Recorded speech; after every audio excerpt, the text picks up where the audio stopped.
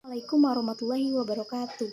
Perkenalkan, nama saya Nisa Fitri dengan NIM 2115008 dari kelas BKPI 4A. Di video kali ini saya ingin mereview makalah yang berjudul Prinsip Dasar dalam Modifikasi Perilaku, Extension dan Stimulus Kontrol yang dipresentasikan oleh Jaharatul.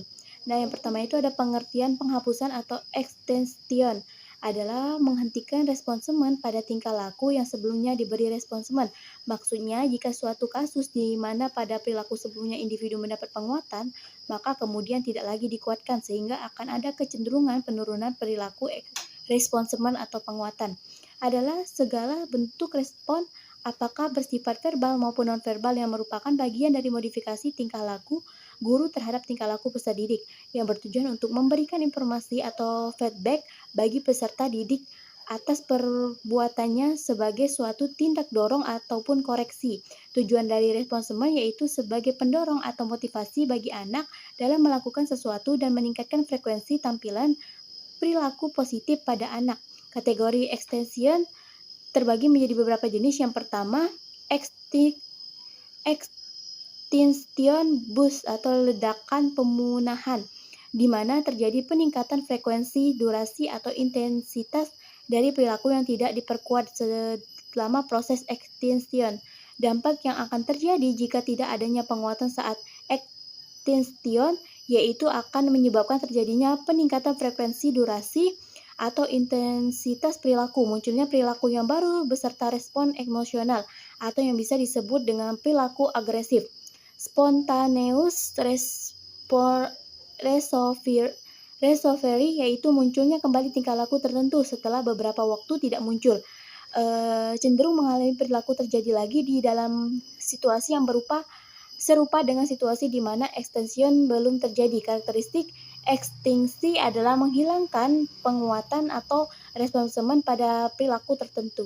Sifat-sifat extension atau penghapusan adalah pola berkurang perilaku setelah dihentikannya pemberian pengobatan tergantung pada beberapa faktor antara lain A. Jadwal pemberian bantuan berkurang perilaku setelah dihentikannya penguatan tergantung pada jadwal pemberian penguatan sebelum prosedur penghapusan ini. Jadwal penguatan terus-menerus lebih cepat proses hapusnya daripada jadwal berselang. Jadwal bervariasi lebih resisten daripada jadwal berjangka sama. B. Banyaknya penguatan, makin banyak berulang pemberian penguatan pada masa lampau, makin resisten perilaku terhadap penghapusan. Demikian juga, semakin banyak kualitas penguatan yang telah dinikmati, makin resisten perilaku. C. Usaha. Semakin besar usaha yang dibutuhkan untuk melaksanakan perilaku yang mendapat penguatan, semakin cepat penghapusan tercapai, seperti dalam kasus anak meminjamkan gadget kepada orang tuanya. Kelebihan dan kelemahan prosedur penghapusan atau extension.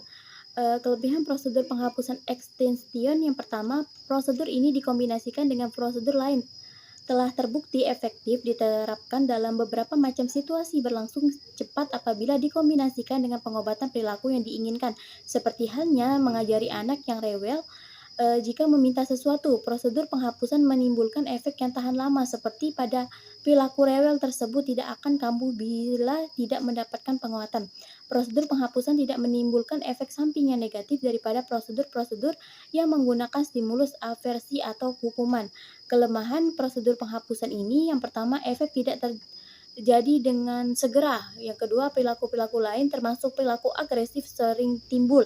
Yang ketiga, imitasi perilaku orang lain. Yang keempat, kesukaran menghentikan penguatan. Yang kelima, analisis kasus extension. Ada prinsip dasar modifikasi perilaku stimulus kontrol.